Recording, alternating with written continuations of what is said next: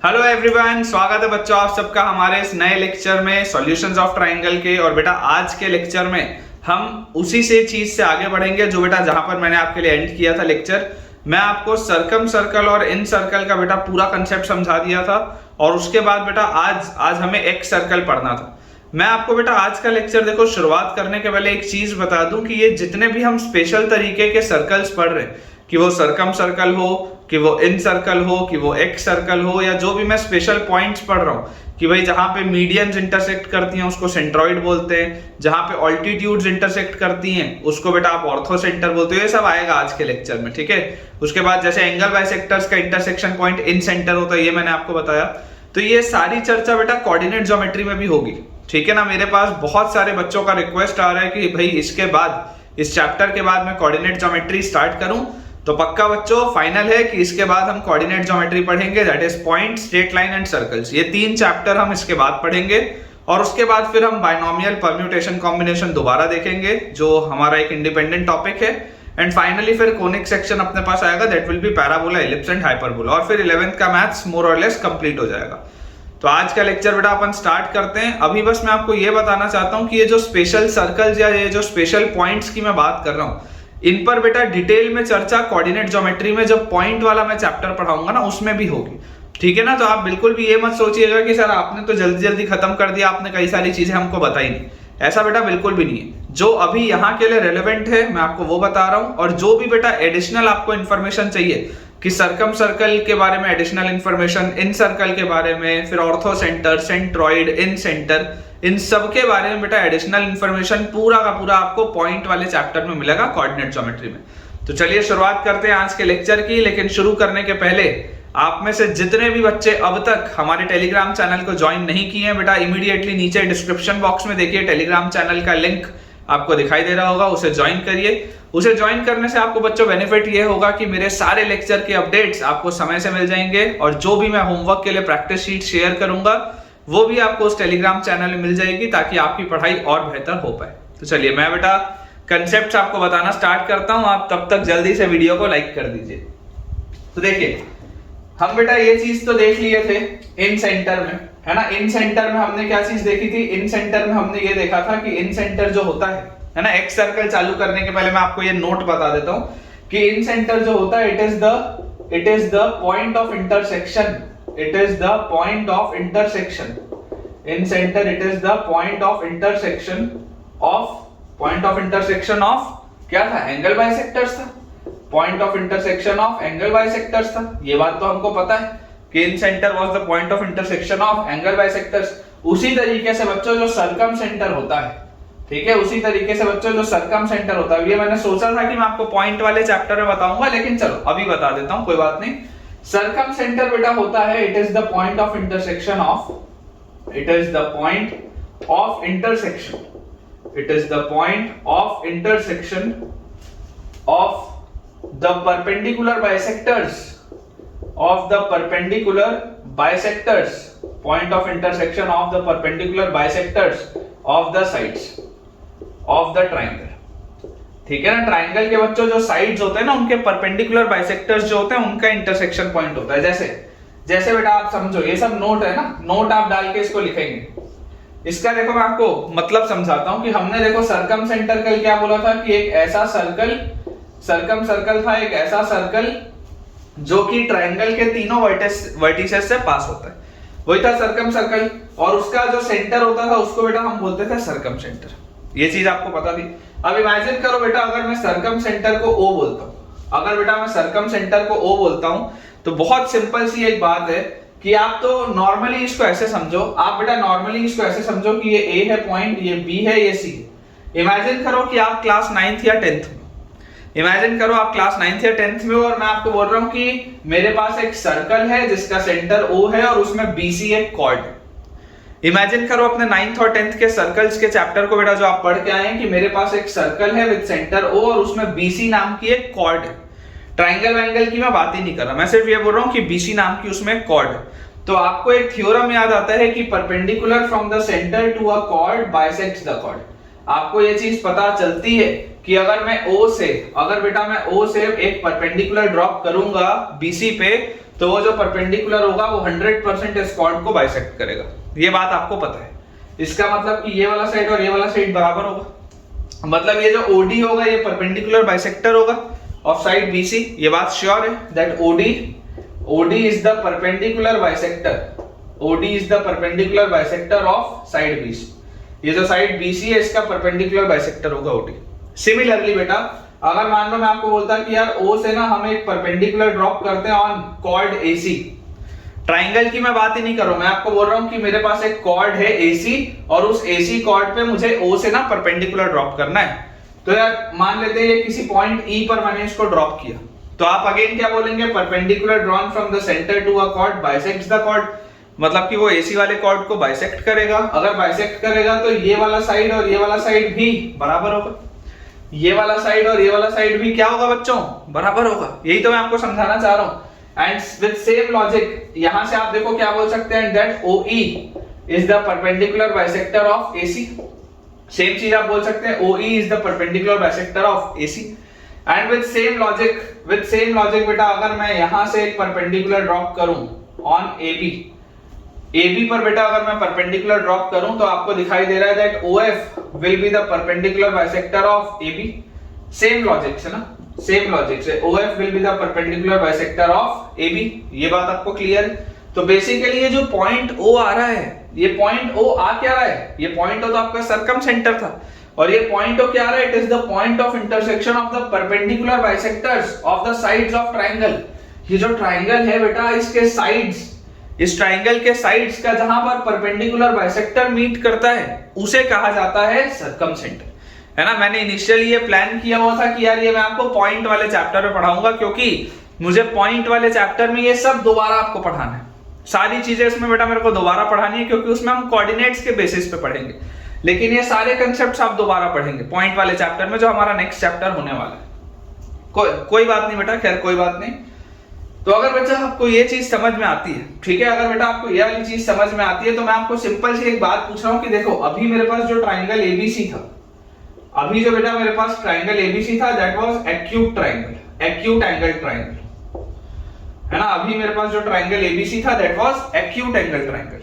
तो acute angle triangle में मेरे पास देखो क्या हो रहा है, एक्यूट एंगल ट्राइंगल में सर्कम सेंटर O, ये O क्या है बेटा, O is your circum centre, O जो है it means your circum centre, तो O is inside the triangle, O is inside the triangle, ठीक है। ये सारी चीजें मैं आपको पॉइंट वाले चैप्टर में ही पढ़ाऊंगा, आप घबराइए मत। सर्कम सेंटर जो O है it lies inside the triangle, ये आपको दिखाई दे रहा है। अब इमेजिन करो बेटा मैं आपके लिए एक प्रोफाइल और बनाता हूं कि ये मेरे पास सर्कल है और मैंने इस तरीके का बेटा एक ट्राइंगल यहां पर बनाया, ये this is your triangle ABC now, ये आपका सेकंड केस है, ठीक है। इमेजिन करो ये आपका सेकंड केस है। अब क्लियरली बेटा आपको दिखाई दे रहा है कि ये है तो सर्कम सर्कल, बात तो सही है। देखो ट्राइंगल के तीनों वर्टिसेस से बेटा पास हो रहा है ना, ट्राइंगल के तीनों वर्टेक्स से ये पास हो रहा है, तो ये बात तो बिल्कुल सही है कि है तो सर्कम सर्कल। लेकिन इसका बेटा जो सेंटर होगा वो कहां पर होगा, इसका सेंटर तो ट्राइंगल के बाहर होगा, और इसका अगर सेंटर आपके पास ट्राइंगल के बाहर आ रहा है तो थोड़ा सा गौर बेटा करिए, ये वाला जो एंगल है ना, ये वाला एंगल ये बेटा 90 डिग्री से ज्यादा है, this is an obtuse angle triangle. तो अगर आपके पास बेटा ट्राइंगल ABC, अगर बेटा आपके पास ट्राइंगल ABC जो होगा, ट्राइंगल ABC अगर ये ऑब्ट्यूज ट्राइंगल है, अगर ये ऑब्ट्यूज ट्राइंगल है बेटा, तो circum centre O lies outside the triangle ABC, ठीक है ना। अगर ये ऑब्ट्यूज ट्राइंगल होगा तो circum centre O lies outside the triangle ABC, ये बात आपको पता होनी चाहिए। आप अगर चाहें बेटा तो यहां पर भी आप देख सकते हैं, देखिए बेसिकली BC जो है वो एक कॉर्ड की तरह बिहेव कर रही है, AB जो है वो भी एक कॉर्ड की तरह बिहेव कर रहा है, AC जो है वो भी एक कॉर्ड की तरह बिहेव कर रहा है। आप अगर बेटा देखो परपेंडिकुलर्स ड्रॉप करना चालू करोगे तो आपको ये चीज पता है कि perpendicular drawn from the centre to a chord bisects the chord. अगर मैं ट्राइंगल की बात ना करूं, मैं सिर्फ बोल दूं कि O एक सेंटर है और BC एक कॉर्ड है, तो आप बेटा O से जब BC पर एक परपेंडिकुलर ड्रॉप करेंगे तो ऑटोमेटिकली ये इसको बाइसेक्ट करेगा, इसमें तो कोई शक है ही नहीं, ये तो अपन पढ़ के आए बचपन में। सिमिलरली बेटा देखो अगर आप AB के सेंटर को इससे ज्वाइन करोगे तो अगेन ये भी आपके पास परपेंडिकुलर बाइसेक्टर बनेगा, मतलब कि ये वाला जो छोटा सा पार्ट है वो ये वाले छोटे से पार्ट के बराबर होगा, बहुत ऑब्वियस सी बात है। और सिमिलरली बेटा अगर मैं AC के बाइसेक्टर को, AC के मिड पॉइंट को इससे ज्वाइन करूंगा तो ये वाला जो पार्ट आएगा वो इसके बराबर होगा, है ना, और ये क्या आ जाएगा आपके पास 90 डिग्री आ जाएगा, क्योंकि आपको ये वाला तो थ्योरम पता ही है ना कि perpendicular drawn from the centre to a chord bisects the chord, है ना, उस कॉर्ड को बाइसेक्ट करता है, ये बात सही है। तो आप देख लीजिए इस ट्राइंगल के बेटा तीनों परपेंडिकुलर बाइसेक्टर्स जो है, इस ट्राइंगल के बेटा जो तीनों परपेंडिकुलर बाइसेक्टर्स है वो कहां पर मीट कर रहे हैं, ट्राइंगल के बाहर। वो बेटा मीट कर रहे हैं ट्राइंगल के बाहर, यहां पर वो मीट कर रहे थे ट्राइंगल के अंदर, ठीक है। तो this was your case 1, this is your case 2। ये एक्यूट एंगल था, ये ऑब्ट्यूज एंगल है। अब अगर राइट एंगल ट्राइंगल होगा तो क्या होगा, देखिए अगर राइट एंगल बेटा ट्राइंगल होगा तो आपको एक बात समझनी पड़ेगी कि इस तरीके का बेटा आपके पास कुछ कॉन्फ़िगरेशन आपके पास आएगा। This is angle A, this is angle B and this is angle C, कुछ ऐसा कॉन्फ़िगरेशन आएगा।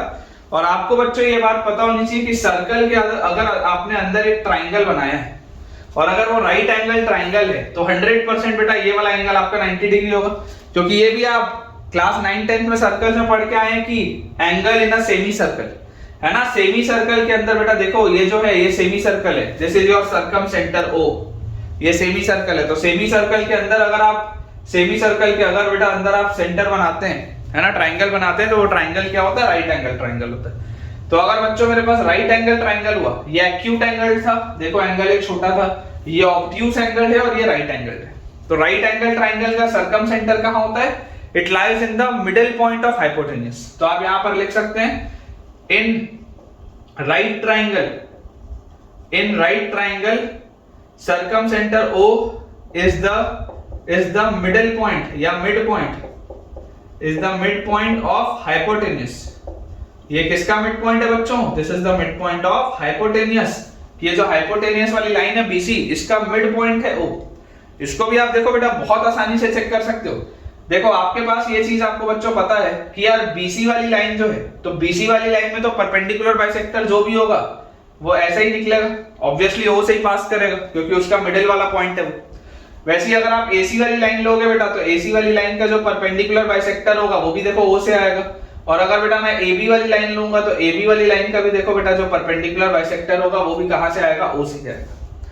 ये वाला एंगल 90 डिग्री है, उससे कोई फर्क नहीं पड़ रहा है, लेकिन परपेंडिकुलर वाला जो बेटा जो परपेंडिकुलर बाइसेक्टर होता है, परपेंडिकुलर बाइसेक्टर जहां पर मीट करता है ना, the point where perpendicular bisector meets, that point is known as circumcentre. The point of intersection of the perpendicular bisectors, perpendicular bisectors का बच्चों point of intersection is known as circumcentre, ठीक है। इस चीज का बच्चों अपने को ध्यान रखना है। तो ये चीज ऑल्दो मेरे को पॉइंट में आपसे डिस्कस करनी थी, लेकिन चलो मैंने आपको अभी बता दिया, तो कोई बात नहीं, पॉइंट में आपको मैं दोबारा ये चीज बताऊंगा। अब अपन एक्स सर्कल से बेटा स्टार्ट करते हैं। तो देखिए बेटा अगर हम बात करें अब अपनी तीसरी प्रोफाइल की, दैट इज एक्स सर्कल, ठीक है। इन सर्कल होता था सर्कल के अंदर, इन सर्कल होता था सर्कल के अंदर, और एक्स सर्कल कहां होता है, एक्स सर्कल होता है बच्चों सर्कल के बाहर, है ना, एक्स सर्कल होता है सर्कल के बाहर। तो इसमें भी जो अभी मेरे लिए रेलेवेंट होगा बेटा मैं आपको वही बताऊंगा, बाकी जो डिटेल चर्चा होगी वो अपन पॉइंट वाले चैप्टर में करेंगे। तो देखिए आपको बेटा एक चीज समझ में आनी चाहिए कि अगर आपको एक्स सर्कल बनाना है तो हमारे पास अगर बेटा इस तरीके से ये दिया हुआ है triangle ABC, this is your triangle ABC, ठीक है। तो ट्राइंगल ABC में बच्चों अब आपने देखो क्या करना है, एक्स सर्कल अगर आपको बनाना है तो एक्स सर्कल बनेगा सर्कल के ट्राइंगल के बाहर, ट्राइंगल के बाहर आपका एक्स सर्कल बनेगा। तो बच्चों मैं आपको ये बोल रहा हूं कि एक्स सर्कल अगर आपको बनाना है तो एक्स सर्कल बनाने के लिए आपको दो एक्सटर्नल एंगल्स का बाइसेक्टर, जैसे एंगल B का बाइसेक्टर कुछ ऐसा होगा, ये एंगल B का बाइसेक्टर होगा डॉटेड लाइन, ये बेटा आपके पास एंगल C का बाइसेक्टर होगा, ठीक है। दो आपने लेने हैं कौन से वाले एंगल्स, एक्सटर्नल एंगल्स, दो एक्सटर्नल एंगल्स और एक इंटरनल एंगल, ठीक है। इनका अगर आप बेटा पॉइंट ऑफ इंटरसेक्शन लोगे, जैसे इन सेंटर क्या था, इन सेंटर था आपके पास तीनों इंटरनल एंगल्स का bisector, that was in centre, ठीक है ना। तीनों इंटरनल एंगल्स का common point intersection point was in centre. वैसे ही बेटा एक्स सर्कल में जो सेंटर होता है that is called x centre, ठीक है, that is called x centre. और एक्स सेंटर होता क्या है, एक्स सेंटर होता है पॉइंट ऑफ इंटरसेक्शन ऑफ, यहां लिख देता हूं मैं, point of intersection, point of intersection of two external angle bisectors, point of intersection of two external angle bisectors and one internal angle bisector, point of intersection of two external angle bisectors and one internal angle bisector। देखो ये जो बेटा मैंने line बनाई है, ये वाली line बाहर वाले एक्सटर्नल एंगल बी को बाइसेक्ट कर रही है, ये वाली बेटा जो लाइन अपन ने बनाई है ये बाहर वाले एक्सटर्नल एंगल सी को बाइसेक्ट कर रही है, और ऊपर से बेटा जो मैंने लाइन बनाई है वो बेटा अंदर वाले एंगल को बाइसेक्ट कर रही है। तो एक इंटीरियर एंगल का बाइसेक्टर और ये दो एक्सटीरियर एंगल के बाइसेक्टर, ठीक है। इनका बेटा जो मीटिंग पॉइंट होता है that is known as excentre, ठीक है, that is known as excentre. ये आपको बेटा सबसे पहले पता होनी चाहिए बात। अब अगर बेटा मैं इसका सर्कल ड्रॉ करूं तो सर्कल ऐसा होना चाहिए जो ये तीनों साइड्स को टच करे, ठीक है ना। सर्कल हमको ऐसा एक चाहिए जो इन तीनों साइड्स को टच करता हुआ जाए इस तरीके से, ठीक है। अपन देखो रफ हैंड बेटा बना रहे हैं, आप अगर चाहें तो आप बेटा इंटरनेट में सर्च करके इसका एक अच्छा सा डायग्राम देख सकते हैं, ठीक है ना। अगर आप चाहें तो आप अभी इस वक्त वीडियो पॉज करके गूगल में अच्छा सा इसका बेटा एक डायग्राम देख सकते हैं एक सर्कल का, ठीक है। ये इस तरीके का बेटा आपके पास सर्कल बनेगा, हालांकि मेरे को ऐसा लग रहा है कि अच्छा बन गया, ठीक है ना, सुंदर बन गया बेटा डायग्राम, समझने में आपको आसानी होगी। देखिए जैसी बेटा हमने ये बनाया फिगर, तो इसको बेटा आप नेमिंग करेंगे I1, ठीक है, इसको आप बच्चों नेमिंग करेंगे I1। अब आपको समझना है कि आपके पास बेटा there are 3x circles for one triangle. मतलब कि अगर मान लो मैंने एंगल ए के सामने, अगर बेटा मैंने एंगल ए के सामने वाला सर्कल बनाया है, एंगल ए के सामने वाला जिसे मैंने एंगल ए का बाइसेक्टर लिया था, तो ये मेरा पहला सर्कल है। इसी तरीके का बेटा एक सर्कल आप जरा सोच के देखिएगा, मैं अगर इसको एक्सटेंड करता और इसको अगर बेटा मैं ऊपर एक्सटेंड करता तो एक सर्कल इधर भी तो बन सकता था, इधर भी तो एक सर्कल बन सकता था बेटा एंगल बी के सामने, तो वो मेरे पास कौन सा होता, दूसरा सर्कल होता है ना, सेकंड एक सर्कल होता। उसी तरीके से बेटा अगर मैं इसको पीछे एक्सटेंड करता, इसको बेटा अगर मैं पीछे एक्सटेंड करता तो इधर पे जो सर्कल बनता है इधर पे, ये बेटा मेरे पास कौन सा सर्कल बनता, ये मेरा तीसरा सर्कल बनता। तो 3x सर्कल बनना पॉसिबल है, 3x सर्कल। तो जैसे अगर आपने a के सामने वाले का नेमिंग क्या है, I1 है, ठीक है ना, I1 है, ये इन सेंटर 1 है, मतलब सॉरी x सेंटर 1 है, I तो इन सेंटर के लिए होता है लेकिन I1 x सेंटर के लिए होता है। तो अगर आपने I1 लिखा हुआ है मतलब ये पहला x सेंटर है। वैसे इसके सामने वाला जो होगा ये I2 आएगा, इसके सामने वाला जो होगा बच्चों वो I3 आएगा, ठीक है। ये बात आपको समझ में आनी चाहिए, ठीक है ना। ये वाली बात बेटा हमको एकदम क्लियर होनी चाहिए कि टोटल 3 x सर्कल्स पॉसिबल हैं and therefore 3 x centres are possible for a triangle. 3 x centres कौन-कौन से होते हैं, I1, I2, I3। I1 जो होता है वो A के सामने होता है, I2 जो होता है वो B के सामने होता है, I3 जो होता है वो C के सामने होता है। ये चीज अपने को पता चलनी चाहिए। मैं आपको देखो रफ हैंड से ये बना के दिखा भी दे रहा हूँ, और अगर आप गूगल में सर्च करेंगे तो उसमें बेटा आपको एक सुंदर सा ऐसा देखो डायग्राम दिखेगा, सुंदर सा बेटा डायग्राम इस तरीके से आपके पास आ जाएगा, है ना। यहाँ पर अगर आप इसको ऐसे एक्सटेंड कर लेंगे तो एक सर्कल बेटा आपके पास इधर बनेगा इस तरीके का, एक सर्कल आपके पास बच्चों यहाँ पर बनेगा ऐसा एक, और एक सर्कल बेटा आपके पास इधर बनेगा, ठीक है। ये 3 आपके पास बेटा इस तरीके से बन सकते हैं एक सर्कल। मैंने रफ हैंड से बनाया है, आप इसका अच्छा सा इमेज देख सकते हैं, और उसको अगर चाहें तो बेटा ड्रॉ भी कर सकते हैं, अदरवाइज आप इसको भी ड्रॉ कर सकते हैं।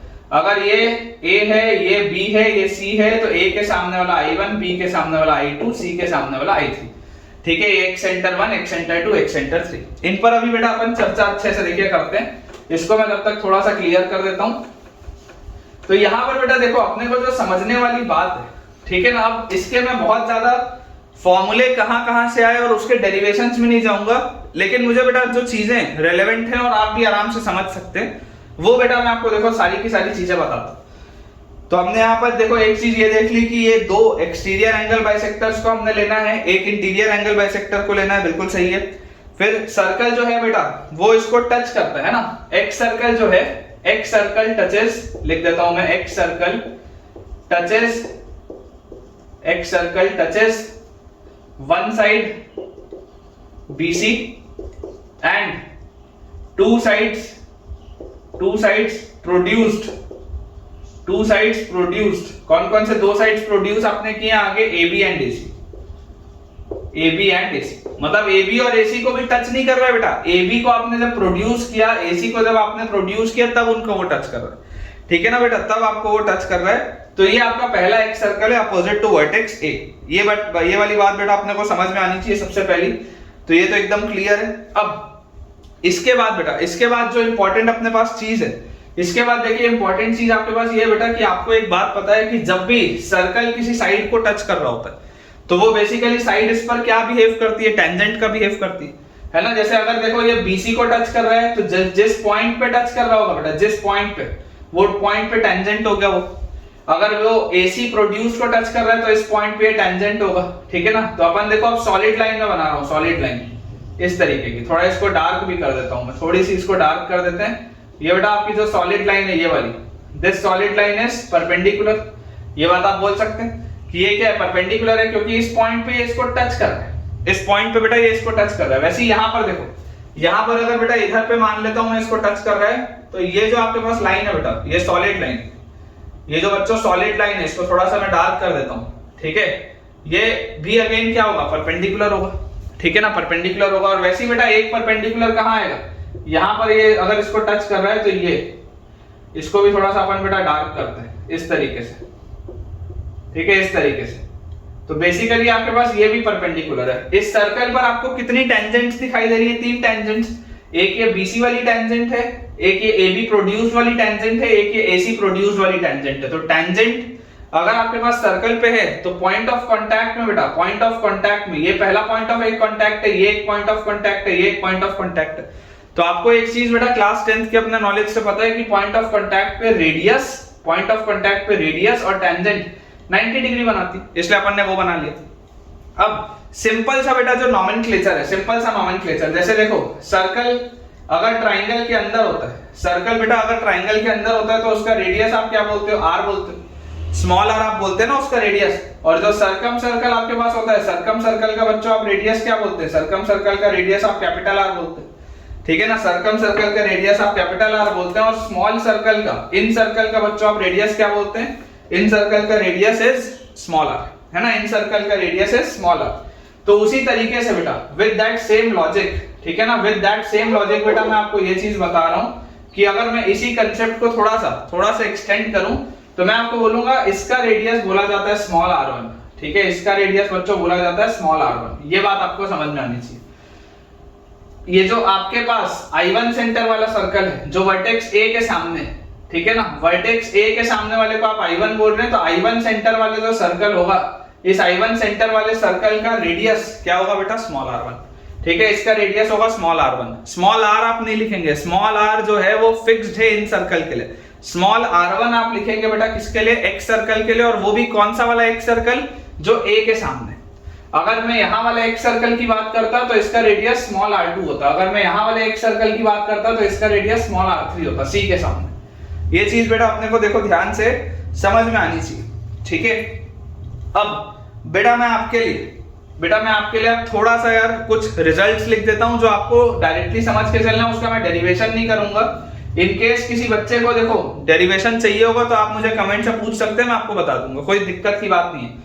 लेकिन अपने पास देखो बेटा लिमिटेड टाइम है तो अपन अननेसेसरी उसमें टाइम अपना खराब नहीं करेंगे। तो देखिए आप अगर बेटा रिजल्ट्स की अब हम बात करें तो इंपॉर्टेंट रिजल्ट्स, इस प्रोफाइल में इंपॉर्टेंट रिजल्ट्स जो है मैं आपको लिखा देता हूं ताकि अपने सवाल बनना स्टार्ट हो जाए। पहला बेटा इंपॉर्टेंट रिजल्ट आपके पास ये है कि R1 जो होता है वो होता है delta by S minus A. R1 जो होता है वो होता है डेल्टा बाय S माइनस ए। बहुत सिंपल सा बेटा आप ऑब्जर्व करो, R क्या होता था, R होता था डेल्टा बाय S, R होता था डेल्टा बाय S। और उस समय कितने सर्कल मुमकिन थे बनना, सिर्फ एक।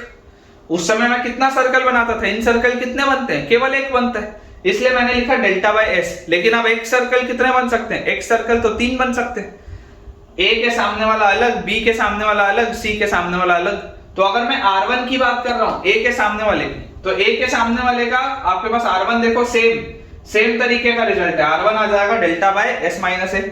उसी तरीके से बेटा R2 will be delta by S minus B, R3 will be delta by S minus C. अब ये सब यार मैं डिराइव नहीं करूंगा, अननेसेसरी बेटा अपन टाइम अपना वेस्ट नहीं करेंगे इनके डेरिवेशंस में, ठीक है। डायरेक्टली रिजल्ट्स आप देखिए, इसके बाद बेटा अगर आपने ये चीज देख ली तो अब आप याद करिए, अब आप बेटा याद करिए कि यार tan a/2 क्या होता था। tan a/2 अगर आप याद करोगे बेटा tan a/2, तो tan a/2 आपके पास आता था delta by s into S minus है। यही आता था क्या, tan a/2 delta by s into S minus है।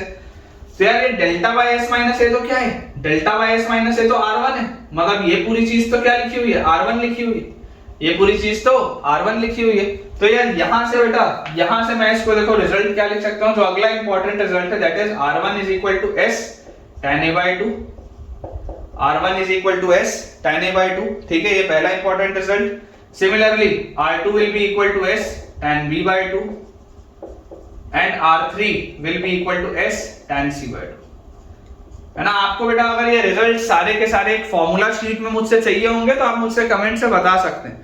मैं आपको एक फॉर्मूला शीट शेयर कर दूंगा जिसमें पूरे चैप्टर में डे 1 से लेकर लास्ट लेक्चर तक हमने जितने इंपॉर्टेंट रिजल्ट्स डिराइव किए हैं, जो जो काम की चीजें हैं जो आपको याद होनी चाहिए, आप अगर बोलेंगे तो मैं पूरा आपको एक फॉर्मूला शीट अपलोड कर दूंगा टेलीग्राम चैनल में, जो बहुत हैंडी होगी बेटा आपके लिए, जो बहुत फायदेमंद होगी। तो अगर आपको फॉर्मूला शीट चाहिए तो मुझे कमेंट्स में आप बेटा जरूर बताइएगा।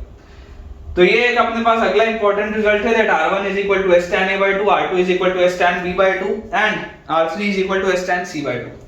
अब बेटा यहां से बेटा देखो, इसको मैं थोड़ा सा क्लियर करता हूं, थोड़ा सा अपन एक इंपॉर्टेंट चीज डिराइव कर लें कि अगर मान लो बेटा मुझसे बेटा मान लो कोई पूछ ले कि यार सिग्मा r1 r2 क्या होगा, what will be sigma r1 r2, what will be sigma r1 r2।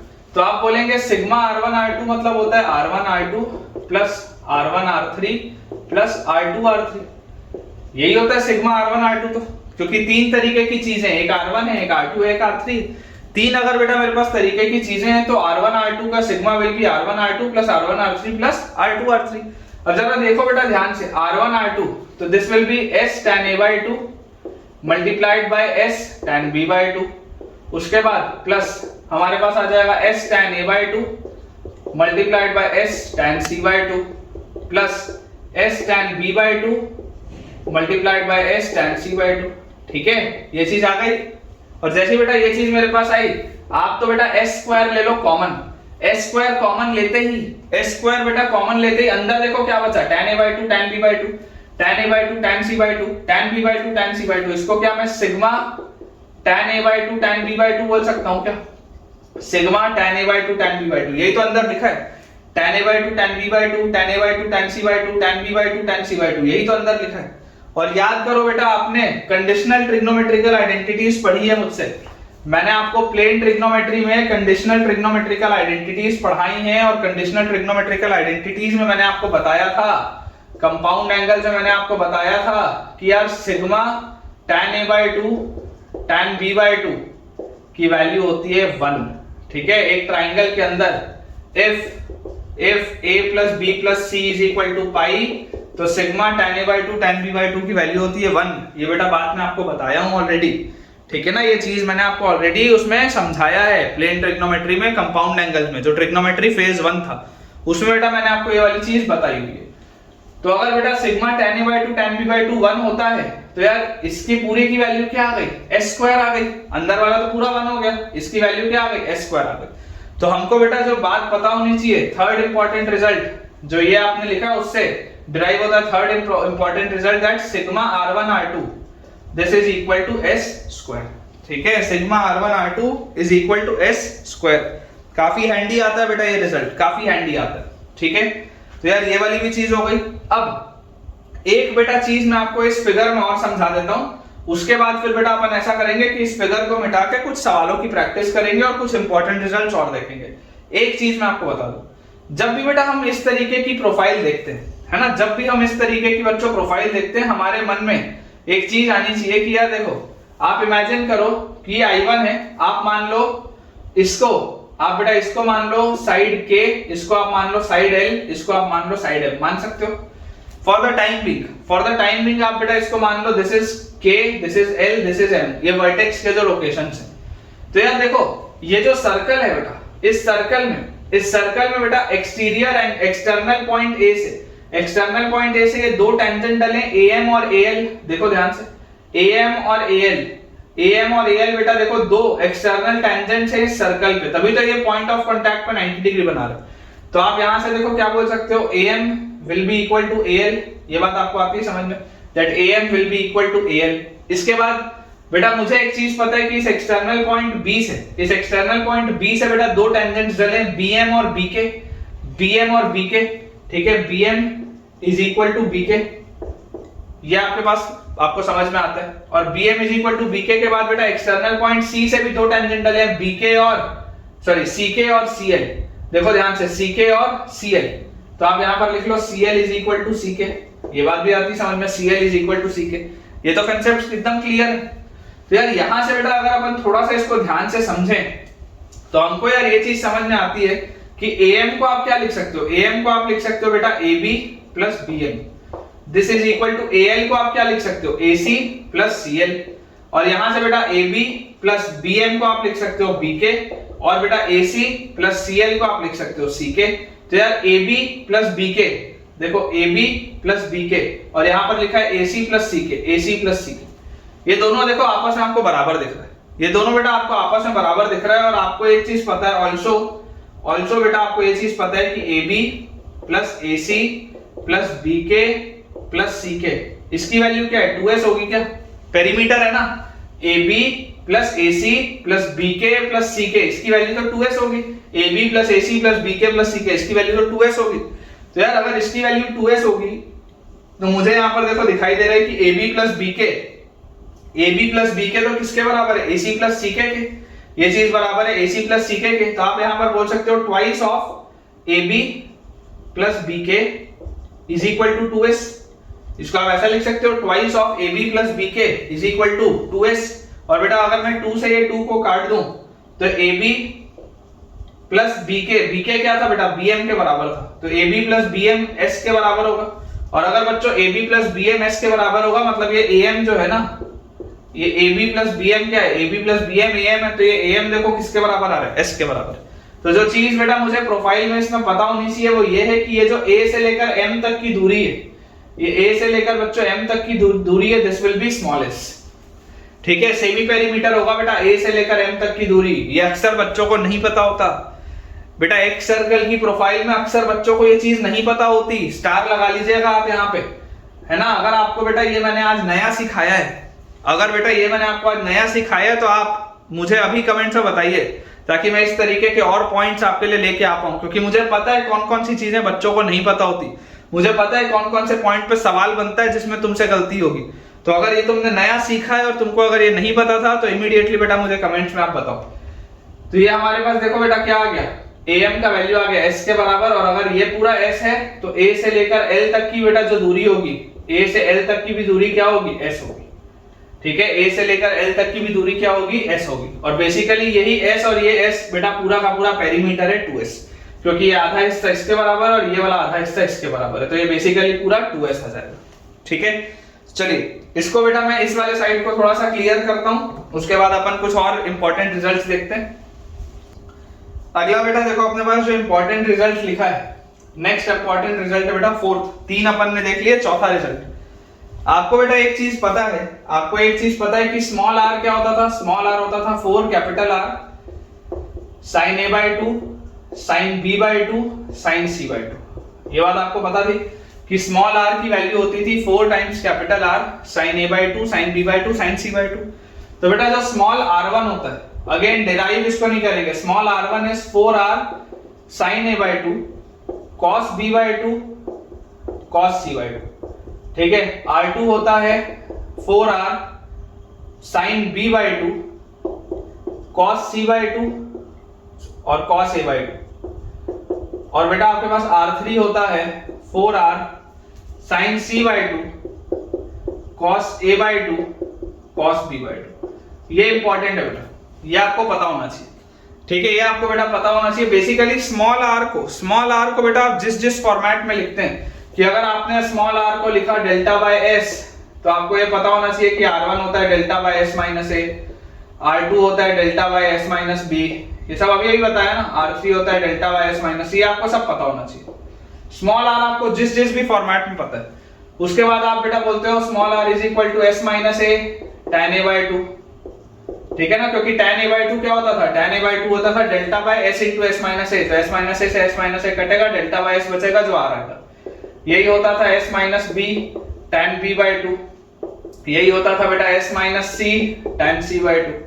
तो उस तरीके से आपको पता होना चाहिए कि R1 होता है s tan a/2, ठीक है, R2 होता है s tan b/2। ये आपके बेटा अलग अलग रिजल्ट्स हैं जो मैं आपको लिखा रहा हूं, ये आपको सब पता होना चाहिए, सब कुछ इंटर रिलेटेड है। थोड़ा सा ध्यान से टेबल लेवल आप बना के देखोगे, ये मैं आपको फॉर्मूला शीट में भी दे सकता हूं बहुत अच्छे तरीके से, ताकि आपको समझ में आए कि क्या क्या वेरिएशन है और किस तरीके से बेटा रिजल्ट्स लिखें, ठीक है। तो ये हमारे लिए इंपॉर्टेंट है कि R1 आ जाएगा 4R sin a/2 cos b/2 cos c/2, फिर R2 आ जाएगा 4R sin b/2 cos a/2 cos c/2, और R3 बेटा आपके पास आ जाएगा 4R sin c/2 cos a/2 cos b/2।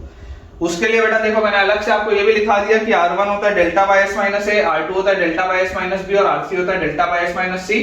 और मैंने आपको दोबारा बेटा ये चीज भी लिखा दी कि R1 होता है s tan a/2, R2 होता है s tan b/2, R3 होता है s tan c/2। ये सब कुछ हमको पता होना चाहिए अच्छे से। चलिए अब इस पर बेस बेटा अपन कुछ आसान आसान से सवाल बनाते हैं। जैसे मान लीजिए आपके पास प्रूव दैट का मैं क्वेश्चन दे रहा हूं, प्रूव दैट का।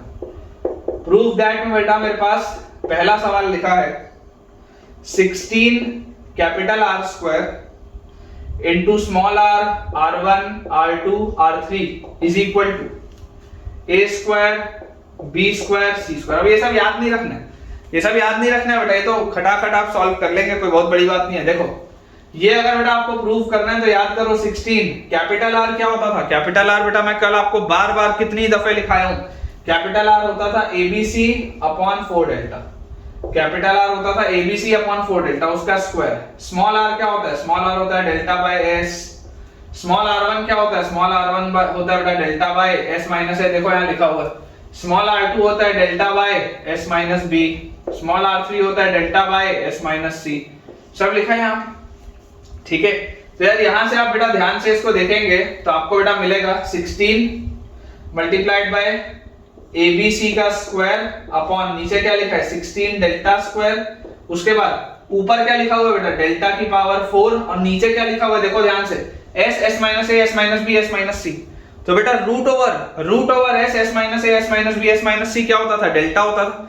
तो s into s minus a into s minus b into s minus c क्या होगा, डेल्टा स्क्वायर। तो ये नीचे बेटा लिखा हुआ है आपके पास डेल्टा स्क्वायर, तो ये डेल्टा स्क्वायर और डेल्टा स्क्वायर, डेल्टा की पावर 4 और ये डेल्टा की पावर 4 कटेगा, 16 से बेटा ये 16 कटेगा, और देखो जो लिखा है ABC का whole square is a square b square c square, ये आपको मिल गया।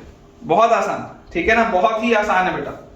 इसके बाद अगला अपने पास सवाल लिखा है, अगला बेटा अपने पास सवाल लिखा है प्रूव दैट में ही कि R1 cot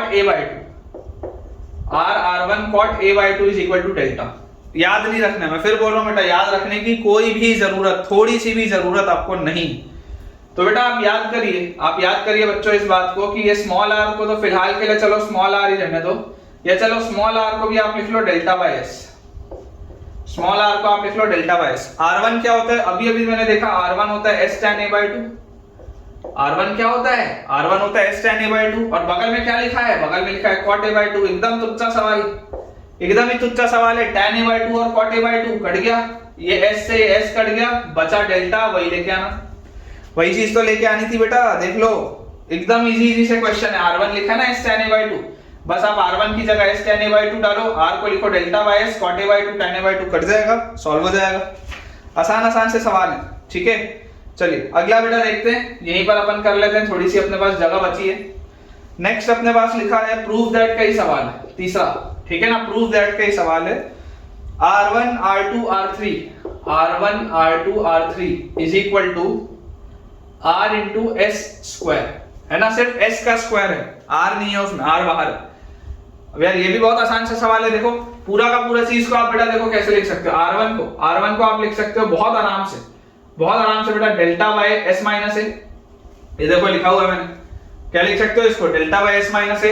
R2 को आप लिख सकते हो delta by s minus b, R3 को आप लिख सकते हो delta by s minus c, ऐसा लिख सकते हो इसको। तो यार यहां से आपके पास क्या हो गया, delta cube upon s minus a into s minus b into s minus c, ऐसा आप इसको बोल सकते हैं, कोई दिक्कत की बात नहीं।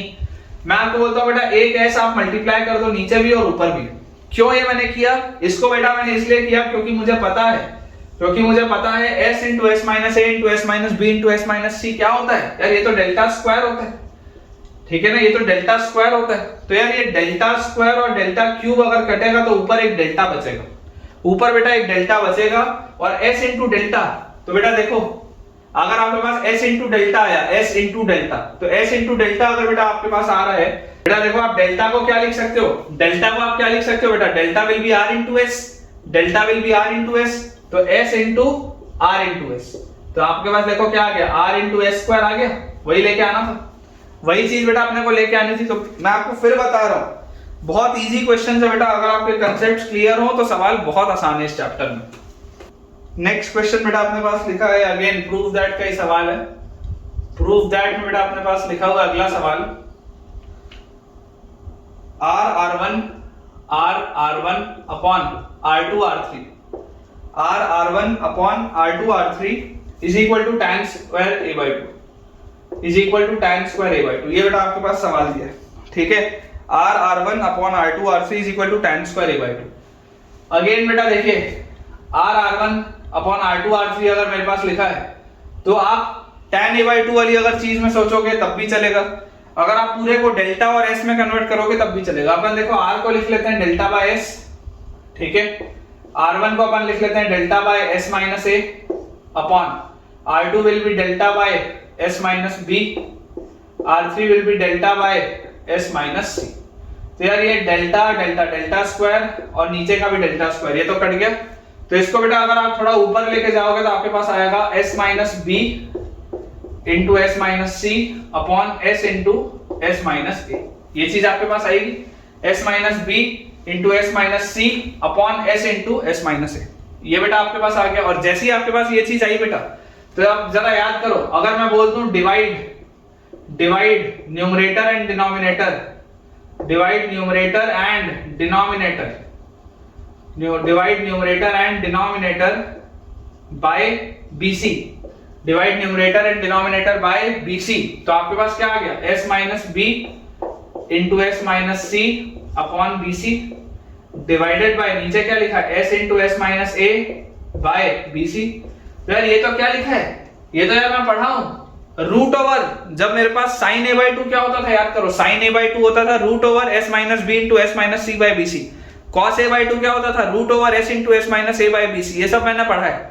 तो s minus b into S minus C by BC को मैं क्या लिख सकता हूँ साइन स्क्वायर a बाय 2, ठीक है। वैसे ही नीचे s into S minus a upon BC को मैं क्या लिख सकता हूँ cos स्क्वायर a बाय 2, और यहां से बेटा आपके पास यही चीज आ जाएगी आपको जो लेके आनी थी, देखो sin square a by 2 by cos square a by 2 is tan square a by 2, ठीक है। बहुत आसान से सवाल, तो ये बेटा हो गया अपने पास प्रूव दैट का सवाल। एक और मैं आपको देता हूं बेटा, अगेन प्रूव दैट में क्वेश्चन है अपने पास 1 by r square plus 1 by r1 square plus 1 by r2 square plus 1 by r3 square is equal to 1 by r square plus 1 by r1 square plus 1 by r2 square plus 1 by r3 square is equal to a square plus b square plus c square upon delta square। आपको बच्चों इसकी value दी गई है a square plus b square plus c square upon delta square, ठीक है। ये आपको बेटा देखना है, देखिए जैसे बेटा आप इसको सॉल्व करेंगे, जैसे आप इसको बच्चों सॉल्व करेंगे आप LHS को पकड़ के चलो, LHS को बेटा आप पकड़ के चलो, आपको यहाँ पर देखो r स्क्वायर लिखा है, तो r क्या होता है, r होता है डेल्टा बाय s, r होता है बेटा डेल्टा बाय s, तो r 1 बाय r क्या होगा s बाय डेल्टा और उसका स्क्वायर है, तो आप लिख लो s square by delta square plus r1 क्या होता है, r1 होता है delta by s minus a, तो उसका स्क्वायर है, तो यहाँ आ जाएगा s माइनस a का square upon delta square. r2 होता है s delta by s minus b, तो यहाँ आ जाएगा s माइनस b का स्क्वायर बाय डेल्टा का स्क्वायर। r3 होता है बेटा delta by s minus c, तो यहाँ पर आपके पास आ जाएगा s माइनस c का स्क्वायर अपॉन डेल्टा का स्क्वायर, यही ना आएगा, सोचो यही ना आएगा आपके पास। और जैसी ये चीज आई बेटा तो ये 1 बाय डेल्टा स्क्वायर तो आप निकाल लो बाहर, ये 1 बाय डेल्टा स्क्वायर इधर भी चाहिए था, ये तो मिल गया, कॉमन लेके निकाल लो। अंदर क्या है, अंदर लिखा है s square plus s minus a का whole square plus s minus b का whole square plus s minus c का होल स्क्वायर। जरा सोचो ध्यान से, जब आप इसको एक्सपैंड करते तो आपके पास आता है s स्क्वायर प्लस यहाँ पर आता है s square minus 2as plus a square फिर आता plus S square minus 2bs plus B square, फिर आपके पास आता है S square minus 2cs plus C square. ये आएगा आपके पास। तो 1 बाय डेल्टा स्क्वायर, अंदर देखो 1 2 3 4 4s स्क्वायर, फिर माइनस 2s के साथ क्या है, माइनस 2s के साथ है बेटा आपके पास a, माइनस 2s के साथ है b, माइनस 2s के साथ है c, तो यहाँ आ गया a plus b plus c, और लास्ट बेटा आपके पास बच रहा है plus a square plus b square plus c square, तो plus a square plus b square plus c square. ये चीज आ रही है यार मेरे पास। और अगर बेटा ये चीज आई तो देखो ये a plus b plus c तो क्या होता है, ये तो 2s होता है, तो 2s इंटू 2s, ये तो 4s स्क्वायर हो गया, तो 4s स्क्वायर और ये माइनस 4s स्क्वायर पूरा कट जाएगा। तो फाइनली यार वही आ गया, तो लेके आना था देखो a square plus b square plus c square upon delta square. आ गया बेटा, देख लो a square plus b square plus c square upon delta square, वही आपको लेके आना था। ठीक है, आई होप आपको बेटा चीजें क्लियर हो रही होंगी। चलिए बोर्ड अपन क्लियर करते हैं, अगले सवाल की तरफ आगे बढ़ते हैं। नेक्स्ट बेटा अपने पास लिखा हुआ है क्वेश्चन, अगला सवाल लिखा हुआ है, आप चाहें तो इसमें स्टार लगा सकते हैं। In a triangle ABC, in a triangle ABC, in a triangle ABC, find the value of, find the value of, in a triangle ABC, find the value of a cos b cos c plus b cos c cos a plus c cos a cos b। ठीक है, आपको बेटा इसकी value बतानी है। ये मोर than one correct है, ठीक है ना, MTOC, मोर देन वन करेक्ट मतलब मैं इसके आपको 4 ऑप्शंस दूंगा, एक से ज्यादा ऑप्शन सही हो सकते हैं ना, more than one correct. Option A बेटा अपने पास लिखा है delta by R, option B अपने पास बच्चों दिया है ABC by 4r square, third option है बच्चों मेरे पास डेल्टा बाय आर स्क्वायर, और लास्ट ऑप्शन मुझे दिया हुआ है ABC by 4r, ABC by 4r। ये बेटा मेरे पास 4 ऑप्शंस दिए हैं। ठीक है, चलिए इसको बेटा अब अगर अपन ध्यान से देखें, थोड़ा सा बेटा इसको अगर अपन ऑब्जर्व करें तो आपको दिख रहा है ना triangle ABC, find the value of, इसको सिंपलीफाई करना पड़ेगा। सिंपलीफाई करने के लिए एक बार देखो सवाल दोबारा लिखते हैं, a cos b cos c plus b cos c cos a plus c cos a cos b, ये लिखा है यार मेरे पास। अगर मैं पहले वाले 2 टर्म्स को बेटा पकड़ूं और इसमें से cos c बाहर निकाल लूं, पहले 2 टर्म्स में से बच्चों अगर मैं cos c बाहर निकाल लूं, आप चाहते तो इन दोनों को लेके आप cos a भी बाहर निकाल सकते थे। ठीक है ना, आप इन दोनों को लेके cos a भी बाहर निकाल सकते थे, पहले और तीसरे वाले को लेके cos b भी बाहर निकाल सकते थे, कोई हर्ज नहीं, कोई हर्ज नहीं है, आंसर सबसे आएगा। मैंने पहले वाले 2 को पकड़ा, मैंने cos c बाहर निकाला, तो अंदर लिखा है a cos b plus b cos a, और लास्ट में बेटा मेरे पास लिखा हुआ है c cos a cos b, c cos a cos b, ये मेरे पास लिखा हुआ है। तो यार ये a cos b plus b cos a, यार ये तो प्रोजेक्शन रूल है, याद करो, साइन लॉ कोसाइन लॉ फिर प्रोजेक्शन रूल, प्रोजेक्शन रूल में पढ़ा है मैंने ये तो, है ना। फिर टेंजेंट लॉ पढ़ा, फिर एरिया ऑफ ट्राइंगल पढ़ा, नेपियर्स एनालॉजी देख ली पूरी की पूरी, उसके बाद अपन ने बेटा और भी जितने तमाम फॉर्मूले थे हाफ एंगल के वो देखे, सर्कम सर्कल इन सर्कल, बहुत सारी चीजें पढ़ ली। तो यार ये कहां पर हमने पढ़ा था, ये हमने पढ़ा था बेटा प्रोजेक्शन रूल में। प्रोजेक्शन रूल क्या बोलता था, a cos b plus b cos a is c, ये तो c होता था यार, ये पढ़ा है मैंने। तो ये मेरे पास लिखा हुआ है c cos c plus c cos a cos b। तो यार मैं इसको c कॉमन लेता हूं, और ये जो अंदर वाला एंगल c है, देखो आपको ट्राइंगल की बच्चों बात हो रही है, तो ये तो आपको नोन है कि ab a plus b plus c, तीनों एंगल्स का सम क्या होगा, पाई होगा। तो आप ऐसा करो, देखो ये स्मॉल c को कॉमन निकालो, पहले वाले को लिखो cos of pi minus a plus b, ठीक है, आप इसको लिखो cos of pi minus a plus b, ठीक है, यहां पर आपके पास ये चीज आ गई, और उसके बाद plus cos a cos b, plus cos a cos, ये आपने बेटा चीज लिख ली पूरी, ठीक है ना, आपने बेटा ये वाली चीज लिख ली पूरी। और जैसे ही हमने ये लिखा तो आपके पास देखो, याद करो cos ऑफ 180 माइनस थीटा क्या होता है, cos ऑफ 180 माइनस थीटा, तो cos ऑफ 180 माइनस थीटा होता है बेटा माइनस cos थीटा, ठीक है ना। सेकंड क्वाड्रेंट में cos नेगेटिव होता है, तो आपके पास ये चीज आ जाएगी c times cos of 180 minus theta is minus cos theta, तो minus cos a plus b और plus cos a cos b, ये आपके पास लिखा है।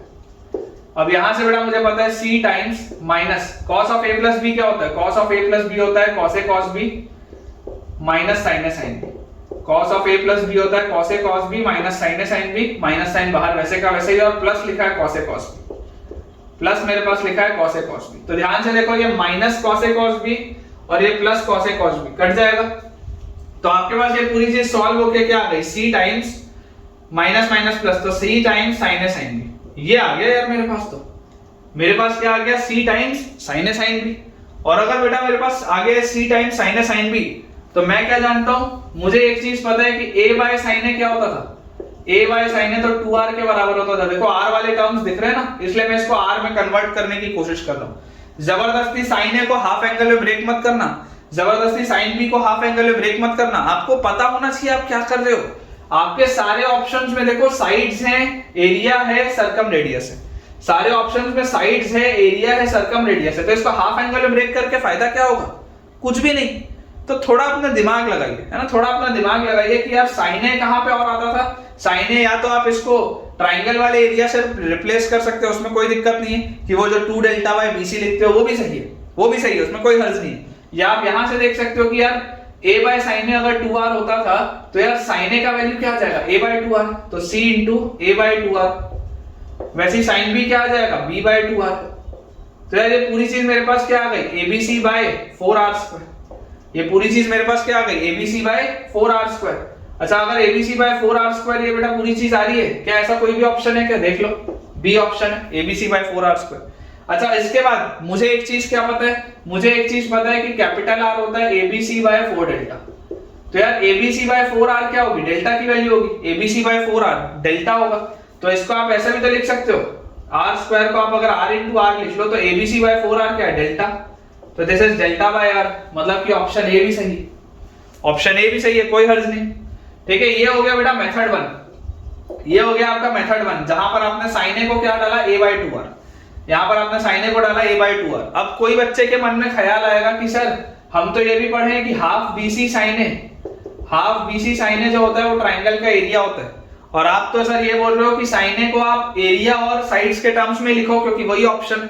अगर आप ऐसा सब्स्टिट्यूट करना चाहो तो देखो साइन ए को आप क्या लिख सकते हो, sine A is 2 delta by bc। Sine A क्या है, sine A is 2 delta by bc। तो यहां से आप बेटा देखो क्या लिखा है, c into sine A is 2 delta by bc और multiplied by sine b is 2 delta by ac। साइन b is 2 delta by ac। तो यार यहां से मेरे पास देखो क्या आ जाएगा, ये एक c से ये एक c गया, 2 into 2 4 delta square upon abc। ये मेरे पास आ गया 4 डेल्टा स्क्वायर अपॉन abc। अब आप दोबारा बेटा उसको वही उसी टर्म्स में डाल दो कि देखो अगर आपके पास आ रहा है 4 डेल्टा स्क्वायर अपॉन abc, तो यहां से आप देखो, यहां से बच्चों आप देखो तो abc बाय 4, अगर आप बात देखेंगे abc बाय 4 की, तो abc बाय 4 क्या है, abc by 4 is r delta. ये abc बाय 4 नीचे से अगर आप देखोगे बेटा तो abc बाय 4 क्या है, ये abc बाय 4 जो लिखा हुआ है दिस इज r डेल्टा। ये लिखा हुआ है आपके पास डेल्टा स्क्वायर अपॉन नीचे क्या लिखा हुआ है, abc by 4 this is r delta, r delta. तो डेल्टा से एक डेल्टा बेटा आपका कट गया, तो देखो डेल्टा बाय r आ गया, वही चीज डेल्टा बाय r आ गया। और यहां से बेटा अगर आप डेल्टा को भी रिप्लेस कर दो तो डेल्टा आ जाएगा abc बाय 4r। जैसे आप abc बाय 4r रखोगे तो ये ऑप्शन आ जाएगा। तो आपको जिस भी मेथड से करना हो आप बेटा बहुत अच्छे से उस मेथड से इसको कर सकते हैं, कोई हर्ज की बात नहीं। ठीक है, आंसर्स हमेशा सेम आएंगे। इस चैप्टर में बस बेटा जो तकलीफ होती है ना, बच्चों को तकलीफ इस बात पे होती है कि उनको ये याद ही नहीं रहता कि कहां पर कौन सा फॉर्मूला अप्लाई करना है, क्योंकि बहुत सारे फॉर्मूले हैं, बहुत सारे वेरिएशंस हैं। इसलिए आपको थोड़ा तसल्ली से देखना होगा कि सवाल मुझसे पूछ क्या है, मेरे पास जो ऑप्शंस दिए हैं वो किस टर्म में दिए हैं। तो मैं जो रिप्लेसमेंट भी करूं वो कुछ ऐसे करूं कि ये बने, तो मैं कहीं पर भी कोई भी फॉर्मूला नहीं डालूंगा, मुझे पता होना चाहिए कि मेरा फायदा कहां पे होगा। अदरवाइज तो मेरे को कोई बोलने को बेटा बोल सकते हैं कि सर आप साइन ए का हाफ एंगल में ब्रेक करो, है ना, आप ये स्मॉल सी को लिखो 2r sin c। भाई मिलेगा क्या उससे, अननेसेसरी कॉम्प्लिकेट नहीं करना है सवाल को, इस बात को बेटा याद रखिए। चलिए अगला देखते हैं, चलिए बेटा अगला सवाल देखते हैं।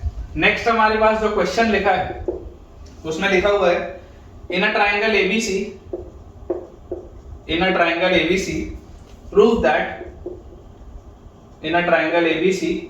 prove that a cot a plus b cot b plus c cot c, a cot a plus b cot b plus c cot c is equal to twice of small r plus capital R। ठीक है, कोई भी बेटा इसमें से ऐसा आपको result याद नहीं करने, जो रिजल्ट याद करने का होगा वो मैं आपको अलग से बताऊंगा कि कौन सा आपको रिजल्ट पता होना चाहिए। तो यार यहां से आप बेटा ध्यान से सोचिए कि यार कॉट ए का तो मेरे को कोई भी फॉर्मूला नहीं पता, कॉट ए का तो मेरे को कुछ भी नहीं पता, ना ही मेरे को टैन ए का पता है। मुझे टैन ए बाई 2 का पता है लेकिन टैन ए तो नहीं पता, कॉट ए नहीं पता। तो मैं क्या बोलूंगा बेटा, कुछ और सोचो, कुछ और सोचो। आप ऐसा करो, स्मॉल ए को लिखो 2r साइन है, स्मॉल ए को आप लिखो 2r साइन है, और कॉट ए को आप लिखो कॉस ए बाय साइन है, कॉस ए बाय साइन है, लिख सकते हैं ऐसा। ठीक है, तो यार यहां से ये साइन ए से साइन ए तो गया, साइन ए से साइन ए तो गया। उसी तरीके से देखो b cos b, तो b को आप लिखो बेटा 2r sin b, और cot b को लिखो cos b by sin b। तो यार ये sin b से sin b भी गया। सिमिलरली c cot c को 2r sin c, और cot c को बेटा cos c by sin c, तो ये sin c से sin c भी गया। मतलब मेरे पास लिखा क्या है, मेरे पास लिखा है 2r कॉमन, ब्रैकेट के अंदर cos a plus cos b plus cos c, ठीक है ना। 2r कॉमन, ब्रैकेट के अंदर बेटा मेरे पास लिखा हुआ है cos a plus cos b plus cos c। और अगर बच्चों मेरे पास ये चीज लिखी हुई है तो यार याद करो ट्राइंगल के अंदर, ये तो मैंने आपको पढ़ाया था। ऑल्सो मेरे को बेटा एक चीज पता है कि cos a plus cos b plus cos c, कल भी बताया था, प्लेन ट्रिग्नोमेट्री कंपाउंड एंगल्स में भी पढ़ाया है, कंडीशनल ट्रिग्नोमेट्रिकल आइडेंटिटीज में, और कल भी बताया है कि सिग्मा कॉस ए क्या होता है, सिग्मा कॉस ए होता है 1 plus 4 product sine A by 2, मतलब sine A by 2 sine B by 2 sine C by 2। ये तो अभी अभी पढ़ा है मैंने, कल भी देखा था कल के लेक्चर में। तो यार यहाँ पे बेटा जैसी मेरे पास ये चीज आई, तो यार ये जो लिखा है, ये बेटा जो लिखा हुआ है आपके पास 4 sine A by 2 sine B by 2 sine C by 2, यार ये तो मैंने आपको बताया था ये small R by capital R होता है, ये मैंने आपको कल बताया है, देख लो आप। क्योंकि स्मॉल आर की वैल्यू क्या होती थी, स्मॉल आर की बेटा वैल्यू आपके पास होती थी स्मॉल आर की 4 into capital R sine A by 2 sine B by 2 sine C by 2, ये मैंने आपको बताया था। तो यहां से बेटा आपके पास देखो क्या आ जाएगा, this will be 2 into capital are, और अंदर क्या लिखा हुआ है, अंदर लिखा हुआ है 1 प्लस ये जो पूरी चीज है, ये पूरी चीज है small R by capital R. ये बेटा जो पूरी की पूरी चीज आपके पास लिखी हुई है this is small R by capital R. जैसे इसको बेटा आप सॉल्व करेंगे तो 2r into 1 is 2r plus 2 into capital r plus small r by capital r, तो r से r कटेगा तो आपके पास आ जाएगा 2 into small r, 2 common small r plus r आपका आंसर है बेटा। यही आपको लेके आना था, देख लो, देख लो बेटा, एक बार तसल्ली से चेक कर लो, यही चीज आपको लेकर आनी थी। चलिए अगला अपन देखते हैं इसी सवाल में। अगला देखो आपके पास लिखा हुआ है इन अ ट्रायंगल एबीसी, ये आप इसको बोल लो पहला पार्ट, ठीक है, a cot a plus b cot b plus c cot c is equal to twice of r plus r।